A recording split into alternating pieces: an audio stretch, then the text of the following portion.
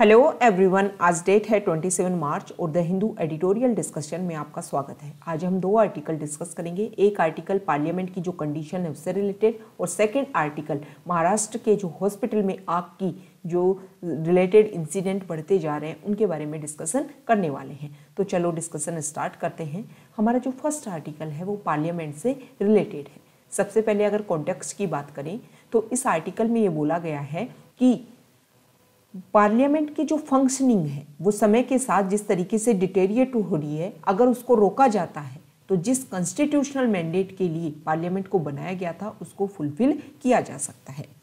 Starting में इस article की शुरुआत इस तरीके से की गई है कि पार्लियामेंट का जो बजट सेशन का सेकेंड फेज अभी चल रहा था और उस सेकेंड फेज को जो ओरिजिनल प्लान है उससे 2 सप्ताह पहले ही खत्म कर दिया गया।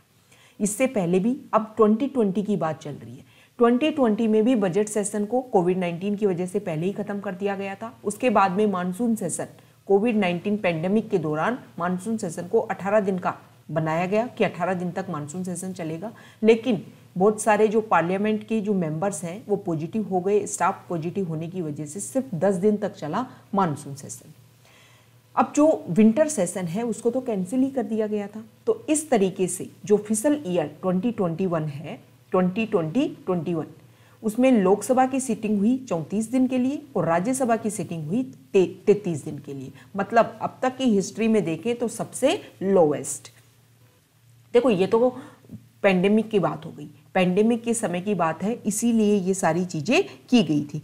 लेकिन देखो मेन चीज ये है कि ये तो पेंडेमिक की वजह से हुई है सिटिंग, लेकिन सिटिंग होने के बावजूद भी जब हमारा पार्लियामेंट बना था उस समय कम से कम 1 साल में 150 से ज़्यादा दिन पार्लियामेंट अटेंड किए जाते थे, पार्लियामेंट ऑर्गेनाइज होती थी। और अब ये जो संख्या है वो धीरे धीरे घटती जा रही है। लेकिन इससे भी ज़्यादा प्रॉब्लम ये है कि पार्लियामेंट को ऑर्गेनाइज करवा करके भी जब वहाँ के रूल्स एंड रेगुलेशन को फॉलो नहीं किया जा रहा है, जिस प्रोसीजर के तहत वहाँ पर काम होना चाहिए, जो वर्किंग के जो टेक्नोलॉजिकल सॉल्यूशन है और भी सारी प्रॉब्लम्स हैं उनको जो किया जाना चाहिए वो नहीं किया जा रहा है। इस आर्टिकल में ये भी बोला गया है कि parliament could not adopt remote working and technological solution as several other countries did. बहुत सारे देशों में ये किया गया कि टेक्नोलॉजी के थ्रू पार्लियामेंट को चलाया गया, लेकिन इंडिया में ऐसा नहीं किया गया। अब ये तो हमने बेसिक देखा, हमने वर्तमान में जो चल रहा है वो देखा। अब हम पिछले कुछ सालों का जो ट्रेंड चलता आ रहा है कि किस तरीके से पार्लियामेंट की जो पावर है वो कम होती जा रही है, वो सारे पॉइंट जो कंसर्न है, जिनके ऊपर चिंता है, वो सारे पॉइंट्स हम देखेंगे। और लास्ट में हम देखेंगे कि पार्लियामेंट की वैल्यू क्या है और कंक्लूजन में देखेंगे कि वे फॉरवर्ड में हम कैसे अपनी आंसर राइटिंग में लिख सकते हैं। तो सबसे पहले पॉइंट ऑफ कंसर्न की बात कर लेते हैं। सबसे पहले है बिल। जो वर्तमान समय में जो बिल पास करवाए जा रहे हैं उसमें प्रोसीजर को फॉलो नहीं किया जा रहा। जैसे कि बिल कोई आता है, उस बिल को एक पार्लियामेंट कमेटी को भेजा जाए, बिल आने के बाद में वो पार्लियामेंट कमेटी जो सजेशन दे उनको इंक्लूड किया जाए और इससे जो बेहतरीन बिल है वो सामने आए।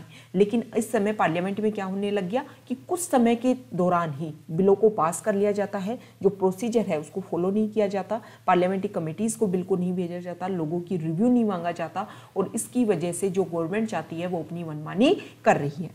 इस समय इस सेशन में 13 बिल लाए गए और इन 13 बिल में से किसी भी बिल को पार्लियामेंट्री कमेटी के पास में एग्जामिनेशन के लिए रेफर नहीं किया गया।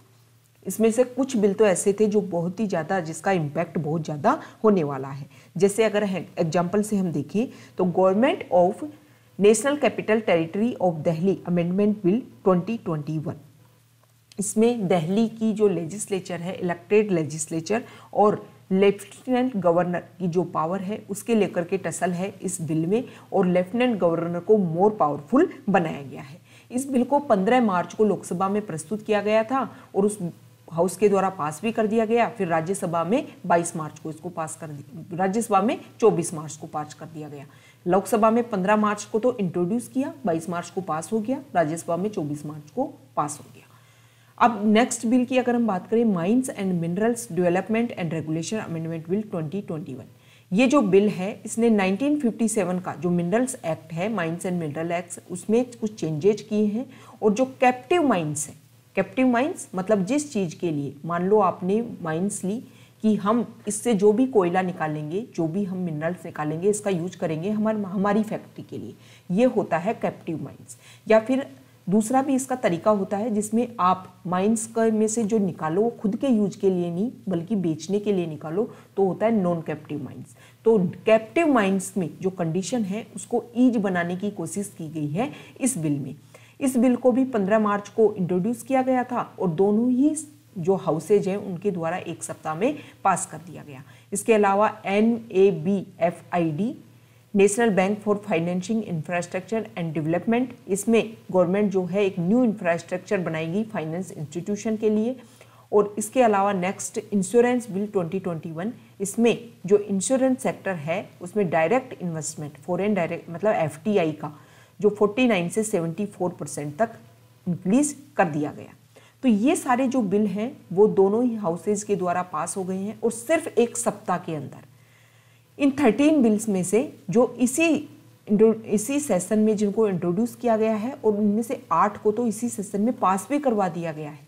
एक तरीके से देखा जाए तो जो पार्लियामेंट है वो काफ़ी फास्ट काम करने लग गई है। लेकिन आप एफिशिएंसी की तो बात कर रहे हो लेकिन एफिकेसी की बात नहीं कर रहे हो। आप क्वांटिटी की तो बात कर रहे हो लेकिन क्वालिटी की बात नहीं कर रहे हो। कोई भी जो बिल है उसको आप भेज ही नहीं रहे हो, कोई भी बिल है उसको आप इंट्रोड्यूस ही नहीं कर रहे हो पार्लियामेंट्री कमेटी को। लोगों की जो राय है वो कैसे सामने आएगी, ये पॉइंट ऑफ कंसर्न है। सबसे पहला कंसर्न हमने डिस्कस किया कि बिल जो लाए जा रहे हैं उनको पार्लियामेंट्री कमेटी पब्लिक रिव्यू इसके लिए भेजा ही नहीं जा रहा है, सीधा पार्लियामेंट रेगुलर दम पास किए जा रही है बिल्स को, और जो बिल हैं वो काफ़ी इंपॉर्टेंट है। नेक्स्ट अगर हम पॉइंट की बात करें तो है decline in the efficacy of the committees. देखो यहां पर देखो धीरे धीरे लोकसभा और राज्यसभा जो एफिकेसी है कि जो पार्लियामेंट्री कमेटी को जो बिल भेजे जा रहे हैं वो धीरे धीरे संख्या गिरती जा रही है। जैसे 14 लोकसभा की अगर हम बात करें तो उसमें 60% तक डिक्रीज हुआ, 15 लोकसभा में 71% तक डिक्रीज हुआ और 16वीं लोकसभा में 27% तक डिक्रीज हुआ और जो करंट चल रही है लोकसभा उसमें 11% तक डिक्रीज हुआ। मतलब कमेटीज की जो एफिकेसी है उसमें डिक्लाइनमेंट आया है। लेकिन इस आर्टिकल में ये बोला गया है कि कमेटीज को जो बिल भेजे जाते हैं ना वो काफ़ी अच्छे सामने आते हैं। जैसे कि इंसॉल्वेंसी एंड बैंक्रप्सी कोड को जब कमेटी को भेजा गया तो कमेटी ने जब अपनी रिकमेंडेशन दी तो ये जो बिल है वो काफ़ी अच्छे वे में इंट्रोड्यूस हुआ। मतलब गवर्नमेंट जो बिल को लेकर के आई थी उसमें काफ़ी चेंजेज हुए और इसको लेकर के बाद में कुछ भी विवाद नहीं हुआ। वर्तमान समय में जो फार्मर्स के द्वारा जो प्रोटेस्ट किया जा रहा है उसका भी मेन कारण ये है कि उन फार्म लॉज को कभी भेजा ही नहीं गया पार्लियामेंट्री कमेटीज़ को, कि पार्लियामेंट्री कमेटीज़ पब्लिक रिव्यू जो ऑर्गेनाइजेशन है फार्मर्स से रिलेटेड उनके रिव्यू के लिए भेजा ही नहीं गया। अगर वो प्रोसीजर को फॉलो किया जाता तो हो सकता है कि ये 4 महीने से ज़्यादा जो प्रोटेस्ट चल रहा है वो नहीं होता। नेक्स्ट इसमें बताया गया है मोटर व्हीकल्स एक्ट के बारे में कि ये जो मोटर व्हीकल्स एक्ट है इसको भी कमेटी की रिकमेंडेशन के आधार पर चेंज किया गया और उसी की वजह से जो व्यवस्था है वो बहुत शानदार निकल करके आई। नेक्स्ट कंसर्न क्या है कि देखो किसी भी बिल को गवर्नमेंट जो है वो किसी भी बिल को मनी बिल के रूप में इंट्रोड्यूस कर देती है। अब मनी बिल के रूप में इंट्रोड्यूस करने से क्या होता है कि उसको राज्यसभा की अनुमति नहीं लेनी होती, राज्यसभा से पास नहीं करवाना होता मनी बिल को। सिर्फ राज्यसभा मनी बिल के ऊपर अपनी राय दे सकती है, रिकमेंडेशन दे सकती है। इसके अलावा जो फाइनेंस बिल है उसमें कुछ अमेंडमेंट किए गए लाइफ इंश्योरेंस कॉर्पोरेशन एक्ट 1956 में और उनको भी मनी बिल के तहत। इसके अलावा ट्राइब्यूनल में रिस्ट्रक्चर, इलेक्टोरल बॉन्ड्स में और फॉरेन कंट्रीब्यूशन एक्ट में अमेंडमेंट्स किए गए, सबको मनी बिल के तहत इंट्रोड्यूस कर दिया गया। तो इस तरीके से सुप्रीम कोर्ट को सामने आना चाहिए, सुप्रीम कोर्ट को अपना ऑर्डर पास करना चाहिए कि आप किसी भी बिल को इस तरीके से पास नहीं करवा सकते हो as a money bill introduce कर करके। तो ये तो जो प्रॉब्लम है उसको आप बढ़ा रहे हो, कम नहीं कर रहे हो। इसके अलावा देखो faulty practice of passing bills without discussion in trend. वर्तमान का जब बजट सेशन आया तो उसमें ये बात डिस्कस की गई कि सेकेंड फेज में हम 5 मिनिस्ट्री के बारे में अच्छे से डिस्कस करेंगे, लेकिन बाद में सिर्फ 3 मिनिस्ट्री के बारे में अच्छे से डिस्कस हुआ और 76% टोटल बजट का 76% जो बजट है वो बिना किसी डिस्कशन के पास हो गया। और ये जो बिहेवियर है वो ऐसा नहीं है कि अभी चलता आ रहा है, पिछले 15 साल से ट्रेंड चलता आ रहा है। और इस समय के दौरान पिछले 15 साल से 70 to 100% बजट को पास कर दिया गया without discussion in most years. मतलब आप ऐसे नहीं बोल सकते कि सिर्फ एनडीए गवर्नमेंट में ये हो रहा है, यूपीए गवर्नमेंट के समय में भी ये ऐसा होता था। एक प्रॉब्लम क्या है पार्लियामेंट को लेकर के कि डेप्यूटी स्पीकर मिसिंग है।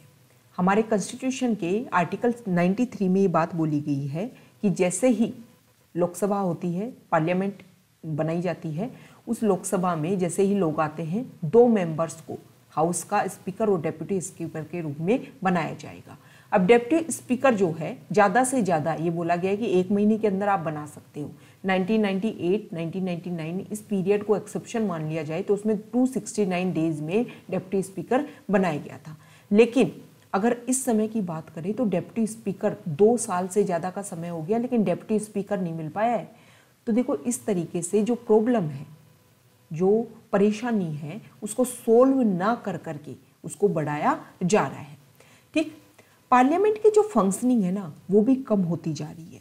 अब हम पिछले कुछ समय की बात करते हैं। 2008 के समय जो मानसून सेशन चल रहा था, जो उस समय थे यूपीए गवर्नमेंट, उस समय मानसून सेशन चल रहा था, नो कॉन्फिडेंस मोशन लाया गया इसमें, लेकिन जो यूपीए गवर्नमेंट है वो नहीं गिरती है, वो अपनी मेजोरिटी अचीव कर लेती है। लेकिन यूपीए गवर्नमेंट को ये पता लग गया कि दोबारा से जब विंटर सेशन होगा तो उसमें दोबारा से नो कॉन्फिडेंस मोशन लाया जाएगा। देखो एक सेशन में एक बार ही नो कॉन्फिडेंस मोशन को इंट्रोड्यूस किया जा सकता है, तो इसीलिए यूपीए गवर्नमेंट ने क्या किया, क्रिसमस टाइम तक, मतलब जिस समय विंटर सेशन होता है उस समय तक इंक्रीज कर दिया मानसून सेशन को, बार बार इस सेशन को एक्सटेंड करते रहे। इस समय उन्होंने 8 बिल पास किए और लोकसभा में, और सिर्फ 17 मिनट के अंदर उन्होंने लोकसभा में इसको पास कर लिया। 2009 से 2014 की अगर बात करें तो उस समय लोकसभा में डिसरप्शन बहुत था। मतलब कोई भी काम होता था, जो अपोजिशन थी वो मेजोरिटी में आकर के, मतलब वो अपनी आवाज़ बुलंद रख करके और एक तरीके से यूपीए को, मतलब जो काम है, जिस एफिशिएंसी से काम होना चाहिए वो उस समय के दौरान वो काम उस तरीके से हो ही नहीं रहा था। अगर वर्तमान समय से कंपैरिजन किया जाए उस समय का, 2009 से 2014 तक की जो यूपीए 2 गवर्नमेंट थी, वर्तमान समय में डिसरप्शन बहुत कम होता है।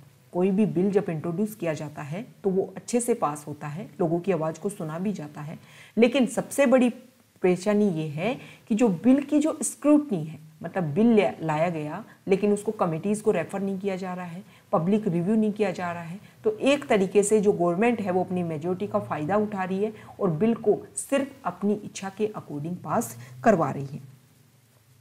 लास्ट में इस आर्टिकल में ये बोला गया है कि देखो जो पार्लियामेंट है वो हमारी डेमोक्रेसी में उस एक सेंट्रल रोल रखता है और उसका काम है कि गवर्नमेंट के जो काम है, गवर्नमेंट का जो भी वर्क है उसको चेक किया जाए। तो ये चेक करने की एक रिप्रेजेंटेटिव बॉडी है और इसका ये मेन काम है। तो इस आर्टिकल में ये बोला गया है कि पार्लियामेंट की जो पावर है अगर उनको ढंग से यूज नहीं किया जाएगा तो उसकी जो वैल्यू है, जो स्टैंड है, जो पोजीशन है, वो समय के साथ डिग्रेड होती जा रही है। मेजॉरिटी पावर्स अपने अकॉर्डिंग बिल्स पास करवा रही है और उसको लेकर के, जैसे फार्मर प्रोटेस्ट काफ़ी लंबे समय से प्रोटेस्ट कर रहे हैं, इसी तरीके से ये जो बिल कुछ समय के दौरान ही, जो जैसे मतलब 1 सप्ताह में, 2 सप्ताह में बिल पास हो रहे हैं, ना किसी कमेटी से रिकमेंडेशन ली जा रही है, ना पब्लिक रिव्यू करवाया जा रहा है, तो इससे जो इफेक्टिवली बिल आने चाहिए, जिनकी एफिकेसी बहुत शानदार होनी चाहिए, ऐसा रिजल्ट सामने नहीं आएगा। तो अगर पार्लियामेंट की जो एफिकेसी को मेंटेन किया जाना चाहिए तो गवर्नमेंट को ये जो प्रपोजल दिए गए हैं कि कोई भी बिल लेकर के आए उसकी सफिशिएंट स्क्रूटनी हो, पार्लियामेंट प्रोसीजर को फॉलो किया जाए और तभी वो बिल एक एक्ट के रूप में इंट्रोड्यूस हो। मतलब लोगों की जो एस्पायरेशंस हैं, होप्स हैं, उनको फिलफिल करने के लिए बिल होना चाहिए, ना कि गवर्नमेंट अपनी पर्सनल एस्पायरेशन और जो होप्स हैं उनको फुलफिल करने के लिए बिल लेकर के आए। नेक्स्ट आर्टिकल महाराष्ट्र से रिलेटेड है। अभी कुछ समय पहले की बात है, महाराष्ट्र की हॉस्पिटल में आग लग गई थी और उसी की वजह से जो इन्फेंट्स हैं उनकी डेथ हो गई थी। सेम प्रोसीजर फिर से रिपीट हुआ है। एक मॉल में हॉस्पिटल बनाई गई थी अस्थायी रूप से, जैसा कि महाराष्ट्र गवर्नमेंट के द्वारा बताया गया है कि कोविड-19 के केसेज बढ़ने की वजह से अस्थायी रूप से हॉस्पिटल बनाई गई थी और उस अस्थायी रूप से उसको परमिशन खत्म भी होने वाली थी 31 मार्च को, लेकिन परेशानी क्या हुई कि वहाँ पर आग लग जाती है मॉल में नीचे किसी शॉप में, और उसकी वजह से कुछ कोविड-19 के पेशेंट जो वेंटिलेटर पर थे उनकी डेथ हो गई। और इसमें सीधा सा अगर हम देखें कि महाराष्ट्र में जो आगजनी की हॉस्पिटल में स्पेशली जो फायर से रिलेटेड प्रॉब्लम बढ़ती जा रही है उनको एड्रेस करने की आवश्यकता है। स्पेशली जो हमारा नेशनल डिजास्टर मैनेजमेंट एक्ट है उसके तहत कुछ गाइडलाइंस दी गई हैं स्पेशली हॉस्पिटल के लिए कि हॉस्पिटल की बिल्डिंग किस तरीके की होनी चाहिए। ऐसे नहीं है कि आप कहीं भी हॉस्पिटल बना दोगे। हॉस्पिटल के लिए वेंटिलेशन होना चाहिए, स्पेशली जब भी प्रॉब्लम होती है तो एक एग्जिट ऐसा डोर होना चाहिए जिससे हम परेशानी के समय में वापस बाहर निकल सके। फायर से रिलेटेड प्रॉब्लम वहाँ काफ़ी इशू रहता है, इसीलिए जो भी वहाँ पर सामान होता है हॉस्पिटल में उनको जो स्विच बोर्ड होते हैं उनसे दूर होने चाहिए। मतलब ऐसे जो ऑब्जेक्ट जो फ्लेमेबल हैं उनको स्विच बोर्ड से दूर होना चाहिए। जो इलेक्ट्रिसिटी का वर्क है वो अच्छे तरीके से होना चाहिए, कोई भी तार खुला नहीं होना चाहिए, क्योंकि इसकी वजह से पिछला जब इंसिडेंट हुआ था तो इसी तरीके का इंसिडेंट हुआ था कि इलेक्ट्रिसिटी का वर्क चल रहा था, जो वायर्स थे वो ओपन थे और उसी की वजह से आग लग गई थी। तो इस आर्टिकल में ये बोला गया है कि देखो फिर से फायर की प्रॉब्लम हुई है, फिर से कमेटी बिठाई जाएगी, फिर से रिकमेंडेशन आएंगी, फिर दोबारा इंसिडेंट होगा, फिर बोला जाएगा कि पहले ही ऐसा हुआ था उसमें ऐसी रिकमेंडेशन आई थी। रिकमेंडेशन आने से कुछ नहीं होने वाला, कुछ चेंज नहीं होने वाला जब तक वो चीज़ें बेसिक पॉइंट पर ग्राउंड लेवल पर इम्प्लीमेंट नहीं किए जाएंगी।